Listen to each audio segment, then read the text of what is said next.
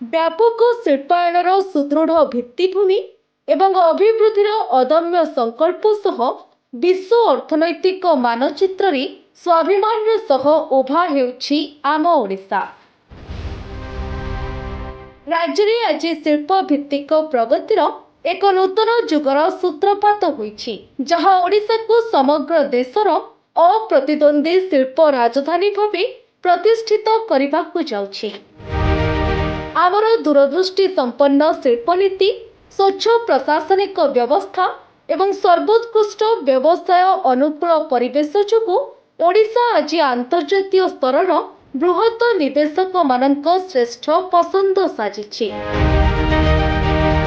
ପାରାଦୀପରେ ଜେଏସଡବ୍ଲ୍ୟୁ ପ୍ରକଳ୍ପର ଶୁଭାରମ୍ଭ ଏବଂ 1.25 ଲକ୍ଷ କୋଟି ଟଙ୍କାର ଐତିହାସିକ ନିବେଶ ରାଜ୍ୟର ଶିଳ୍ପ ସମୃଦ୍ଧ ଆଭିମୁଖ୍ୟକୁ ଆହୁରି ବ୍ୟାପକ ଓ ସୁଦୃଢ଼ କରିଛି। ଆମ ସ୍ଥାନୀୟ ଯୁବଶକ୍ତିଙ୍କ ପାଇଁ ପ୍ରଗତି ଓ ସ୍ୱାବଲମ୍ବନଶୀଳତାର ଏକ ଅନନ୍ୟ ଦିଗନ୍ତ ଉନ୍ମୋଚନ କରୁଛି ନିବେଶରୁ ନିଯୁକ୍ତିର ଏହି ସଫଳ ଓ କ୍ରାନ୍ତିକାରୀ ସୂତ୍ର। ବିଗତ 2 ବର୍ଷର ସ୍ପଷ୍ଟ ଓ ସଂସ୍କାରବାଦୀ ନୀତି ଯୋଗୁଁ ରାଜ୍ୟରେ ରେକର୍ଡ 433ଟି ବୃହତ ଶିଳ୍ପ ପ୍ରକଳ୍ପକୁ ଅନୁମୋଦନ କରାଯାଇଛି। ପ୍ରାୟ 8,50,000 କୋଟି ଟଙ୍କାର ଏହି ଅଭୂତପୂର୍ବ ପୁଞ୍ଜି ନିବେଶ ମାଧ୍ୟମରେ ସୃଷ୍ଟି ହେଉଛି 5 ଲକ୍ଷରୁ ଅଧିକ ନିଯୁକ୍ତି ସୁଯୋଗ, ଯାହା ଆମ ଯୁବପିଢ଼ିଙ୍କୁ କରୁଛି ସଶକ୍ତ ଓ ସମୃଦ୍ଧ।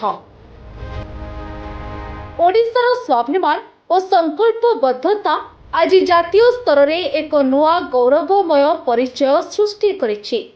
ଶିଳ୍ପ ଭିତ୍ତିକ ବିକାଶ ସହ ଏକ ବିକଶିତ ଏବଂ ସମୃଦ୍ଧ ଓଡ଼ିଶାର ସ୍ୱପ୍ନ ଆଜି ବାସ୍ତବ ରୂପ ନେଉଛି।